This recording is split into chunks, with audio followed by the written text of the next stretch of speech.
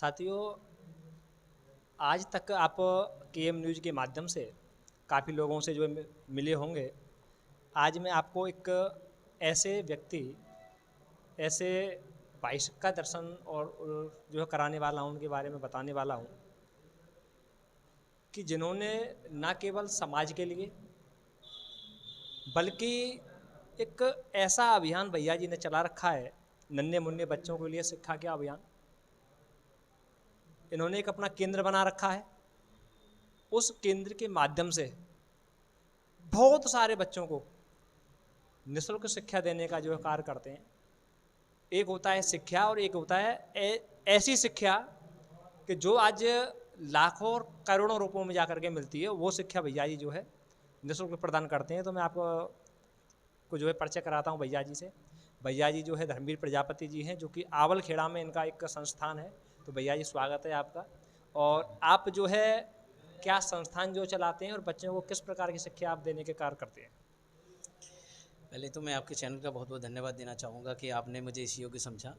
दूसरा कई बार ऐसा हुआ हमारे साथ कि जिस गांव में मैं रहता हूँ वहाँ देखता था कि आने वाली जो पीढ़ी है, वहाँ के जो बच्चे हैं, वो आर्थिक स्थिति कमज़ोर होने के कारण कहीं कहीं वो जो मेन शिक्षा का स्तर है उससे वंचित थे। सरकारी विद्यालय में पढ़ना, वहाँ की एजुकेशन को आप जानते हैं, इस समय स्थिति इतनी ख़राब है। तो जब हम उनके माता पिताओं से बात करते थे कि आप बच्चे पर इतना ध्यान देकर उसे कौन पढ़ाते हैं, उन्होंने कहा कि भैया हमारे पास पैसे का अभाव है, हम मजदूरी करते हैं और प्राइवेट स्कूलों की फ़ीस बहुत ज़्यादा है और उन स्कूल में नहीं पढ़ा सकते। तो ऐसी स्थिति में फिर मैं सोचता था कि अगर ऐसा ही चलता रहा तो आगे आने वाली जो पीढ़ी है वो भी कहीं ना कहीं मजदूरी का काम करेगी, क्योंकि उसे वो शिक्षा नहीं मिलेगी जिसका वो अधिकारी है। उसके अंदर वो हुनर है पर वो उस हुनर को नहीं पा रहा है। उसका कारण है कि वो उसकी आर्थिक स्थिति कमज़ोर होने के कारण।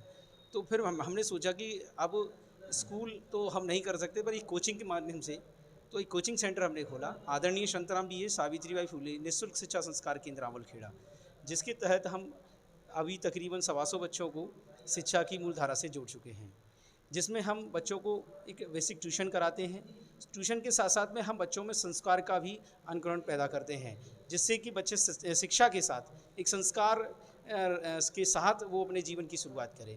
संस्कार इस प्रकार जो माता पिता की सेवा करे, संस्कार इस प्रकार के समाज की सेवा कर सके, आगे चलकर वो भी बड़ा होकर के समाज और देश हित में कोई कार्य कर सके। ऐसी शिक्षा के साथ हम बच्चों को आगे बढ़ाने का प्रयास कर रहे हैं। जी। और लेकिन मैंने एक चीज़ देखी है कि आज जैसे राजनेता होते हैं, झूठ बोलने वाले होते हैं, चोर लुटेरे होते हैं, तो उनके पीछे बहुत सारी भीड़ होती है।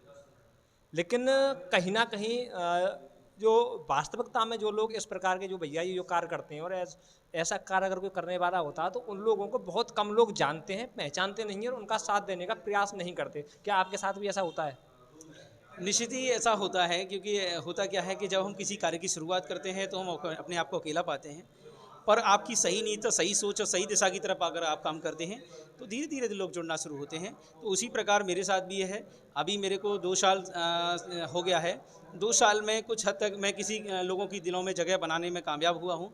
धीरे धीरे मेरा प्रयास है आगे भी लोग मेरे साथ जुड़ेंगे और इस शिक्षा की मुहिम में वो अपना भी एक योगदान देंगे, जिसके तहत इस शिक्षा की क्रांति में एक नई ऊर्जा मिलेगी और इसको हम बेहतर से बेहतर करने का कार्य करेंगे।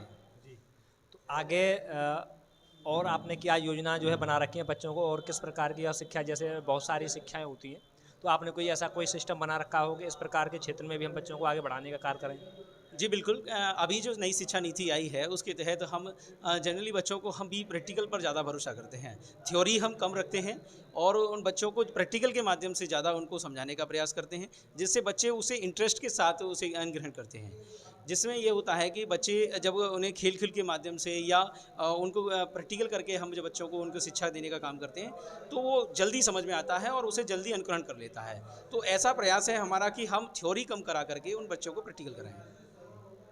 तो आपने देखा भैया जी के बारे में मैंने सब कुछ बताया और मैं भी आपको केएम न्यूज़ मथुरा के माध्यम से आप सभी भाइयों से अपील करता हूँ कि आप जो है जो धर्म के चक्कर में या जो है राजनेताओं के चक्कर में या उनके आगे पीछे जो जयकारा लगाने के कार्य जो कर रहे हैं, उन लोगों से मेरा निवेदन है कि इस प्रकार के भाइयों का भी आप समर्थन करें और आगे आएँ।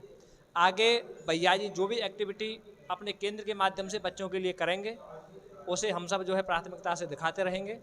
तो बने रहिए, मेरे सहयोगी नरेश के साथ मैं कृष्ण राय प्रजापति, प्रकाश नगर, आगरा।